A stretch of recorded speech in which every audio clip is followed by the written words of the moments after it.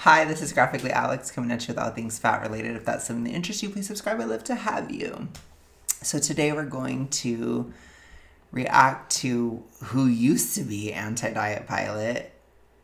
I don't even know what her name is anymore. Just saying. Okay.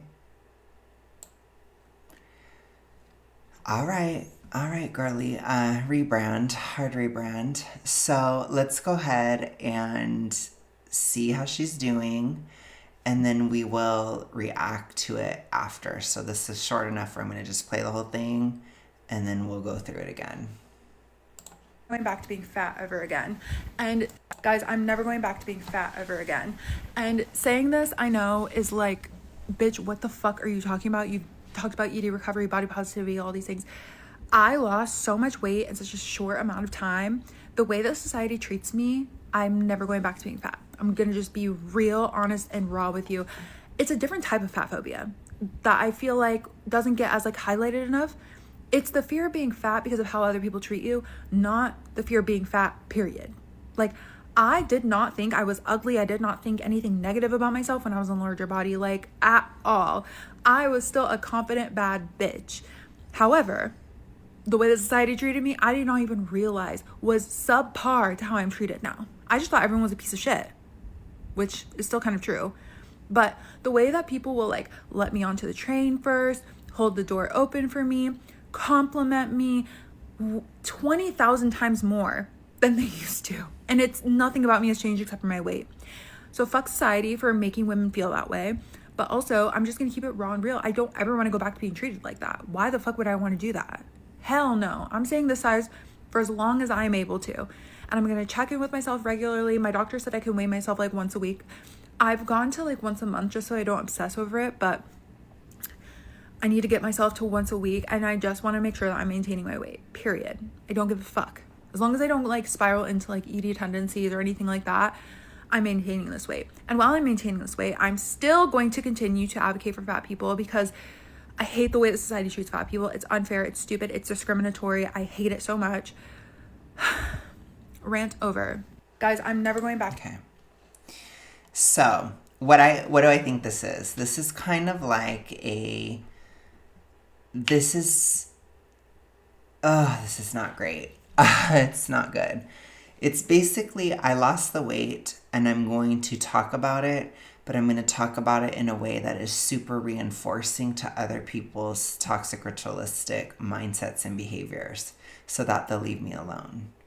So I don't know if she's still trying to keep her audience or if it's still like, more audience based, or if she's just like, let me just reinforce your problem so that you'll leave me the fuck alone because I only care about me. So I do not suggest this at all. I'm actually like totally opposed to this way of being. I think reinforcing other people's issues will only make the problem worse because they're also going to reinforce, and then everybody's reinforcing, and it's like you have to shut off at least your voice. You have control over your voice. Do not be a voice that is reinforcing people's toxic ritualistic behaviors. Do not do that.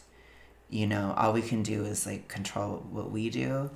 I have told you guys so many times, do not reinforce, do not reinforce, do not reinforce. That's exactly what she's doing.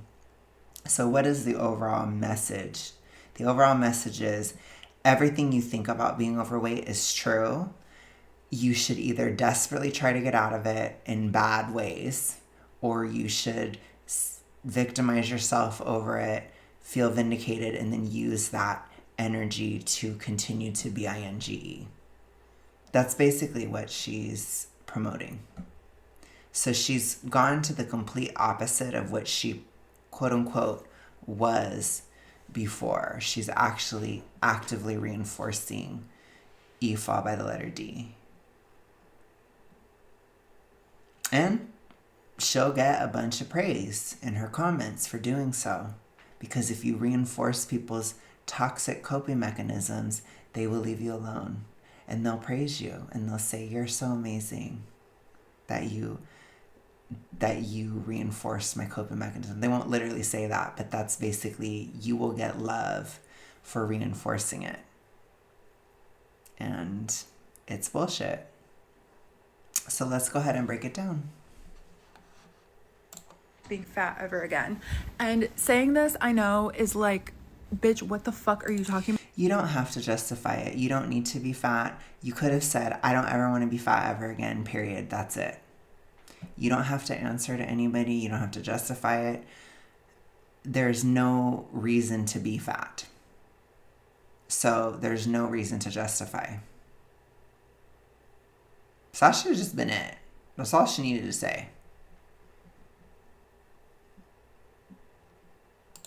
You talked about eating recovery, body positivity, all these things. Yeah, part of the recovery is to normalize your weight. If your weight is normalized, then yeah, you're still in line.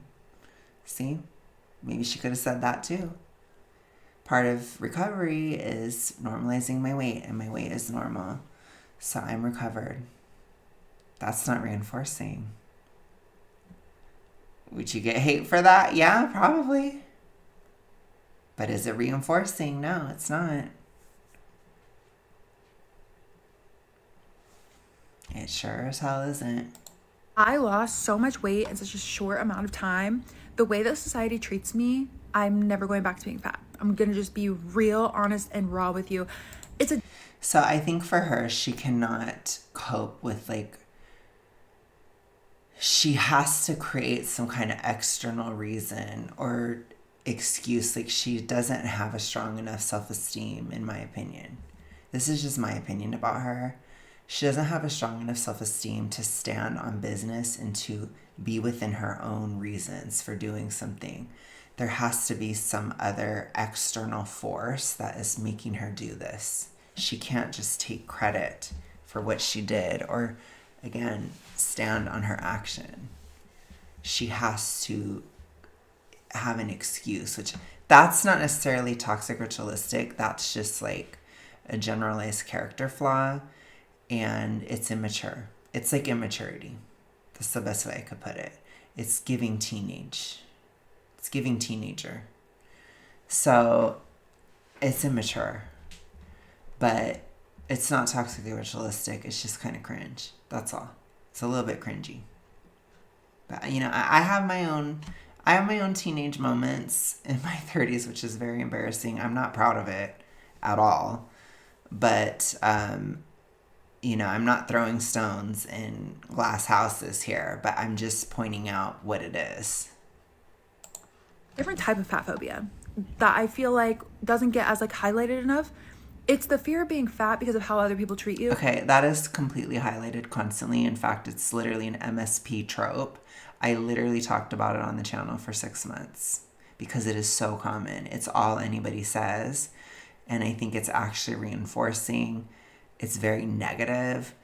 And at times it's very bitter and vindictive. And it's you're not willing to let go of your fat experience. It's mid-sized princess energy to a T. It is one of the most common things that is talked about online about downsizing is how other people treat you differently and how much better it is and how much worse it is to be fat and all this stuff. It's highly exaggerated. I think a lot of times people are projecting their own feelings onto others. I will say when I was mid-size, I was treated worse. I was. But when I was bigger than that, I wasn't necessarily treated worse. I always said small fat privilege is a knife. It was tough. That was a tough phase too. Those two phases are really tough, and they're the most common within fatness. It's most people that get fat or that approach fatness, they're either mid-size for most of their time, which, yeah, it's a horrible phase. I don't know what else to say. People do treat you particularly bad.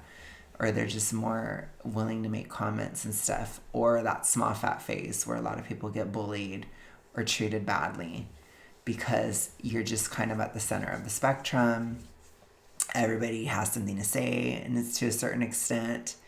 But I think it's harder when you're mid because you can still identify as fat when you're small fat. So when you're mid, it's you don't have that core either, so it's even worse, and then everybody's really weird. So that part is hard, but you have to remember you're just dealing with the toxic ritualistic when you're mid. When you're small fat, then yeah, general population, their approval is it's pretty conditional. So if you act mean, they're very harsh on you for being mean. If you break a stereotype, they're very harsh on you. But if you don't, then you're treated fine. If you're respectful, you're treated fine. If you're all these things, you're treated fine. So it's just very, very conditional. You can't get away with anything as a small fat person. That's not necessarily a bad thing though, because you shouldn't be doing anything bad. You see? It makes you think, why do you want to do bad things? Why do you want to be a horrible person to people with impunity? It's I don't think that's a good desire. That's not a noble cause. But, no, it's tough, but it's not it's not the worst thing in the world. It's just, it's a little tougher at those phases. And then when you're bigger than that, then people kind of leave you alone because you kind of go beyond. The attitude is that you can't be saved. So, yeah. And then when you're super huge, then there's a spotlight on you. So that can be tough, but you have a lot of praise and a lot of hate. Because you're you're just so different from other people. I don't know how else to describe it when you're very big. Anyways, kind of broke it down there for you. So I'm sure she's being treated. She was kind of mid-ish. She's kind of more mid-size. Not the fear of being fat, period. I did not think I was ugly. I did not think any. Yeah. So to me, this is upper mids by my definition. It's very subjective though, so I understand. She was kind of fat, but then also right on the line of being mid, which it's a tough place to be. I was basically there towards February. It was hard. It's tough. It's sticky. I don't know how people stay that way. I hated it. I really fucking hated it. I hated it. But she's kind of right there where she's low end of small fat, very high upper mid, right in between. Negative about myself? To me, this is, yeah, kind of similar. But no, this is mid. It's giving mid-size to me. This is how I view it. So I think it's interesting to talk about. This is mid-size. So yeah, you get a lot of people talking shit at that phase. When I was in larger body, It's mid. Yeah, she was mostly mid. That first one though, she was a hair away from being fat, I think. But it's giving mid-sized princess. She's a mid-sized princess, you guys. And I think a lot of people that have never been fat, you guys are probably what? What are you even talking about? What is that delineation? Those aren't real categories. Oh, they are. They are. If you've experienced them, you know how real they are. People treat you differently. But, and then I think a lot of people too, when I told you guys, I'm thin now. Some people who have always been thin, they're what? You're not skinny. But it's I'm not saying I'm skinny. Thin means normal. And to fat people or people who have been fat for a long time, they understand what I'm saying. Because when you're fat, you're not normal. So then you look at everybody who's normal and you say, they're all thin. And it's true, you are. I hardly ever get a comment about my body unless if I had one random hater that was trying to say something about my appearance, which, what the fuck ever. I've told you guys, I'm not, call me pink. I'm not here for your entertainment. I'm not. So you can go elsewhere for that type of shit. I don't owe you how I look. I don't. And I think that is a very strange expectation on an activist. It's clown world, comical, clown show vibes. You know what I'm saying? It's I'm here to make a point, babe. I'm not here to look good for you. It's just, and there's no shade on anybody who wants to look good or anybody who's in that type of an industry. But it's like, I'm not a model. I'm not an athlete. I don't have to look good for you. I'm not a gym influencer. I'm not somebody who's telling people how to get deltoids. I'm not telling you that. I'm telling you that you can lose weight. I'm an anti-fat acceptance activist. So to me, it's like those types of comments, it's clownish. It doesn't matter to me. But I don't know if it was like some weak attempt at toxic ritualistic reinforcement, but it's like, honey, like having my looks called out now, it says, like, you gotta be pretty bad to do that. Like within the toxic ritualistic. Because to be average is not triggering. Mid is triggering. Even the best of us, sometimes if we look at a mid-sized person, it can trigger somebody's body dysmorphia. Because it happens. It's tough. It's a tough phase, but it's because you're so mutable. When you're mid, you could become huge or you could become thin. It's like, and nobody knows where you're going to go. It's a weird thing. But it's like being average, for average to be triggering to somebody and they're like, oh, you have like a fat roll or whatever. It's like, honey, I'm pulling my shirt tight. If you're out in public and you have a shirt on, you're not pulling your shirt tight. It doesn't show anything typically. Like, y'all need to get a grip. Like, if you think that all of these adults and all these people out in public don't have a belly roll, especially like for me, I'm at 24.8% body fat. I'm 0.2% away from being overweight. I'm sorry to spoil it for you. But yes, average people do have rolls too. Average people have love handles. It's called being average. Ugh, that was crazy to me. I'm like, honey, there's average and then there's snatched. I didn't say I was snatched. So it's just weird. Okay, rant over. At all. I was still a confident bad bitch.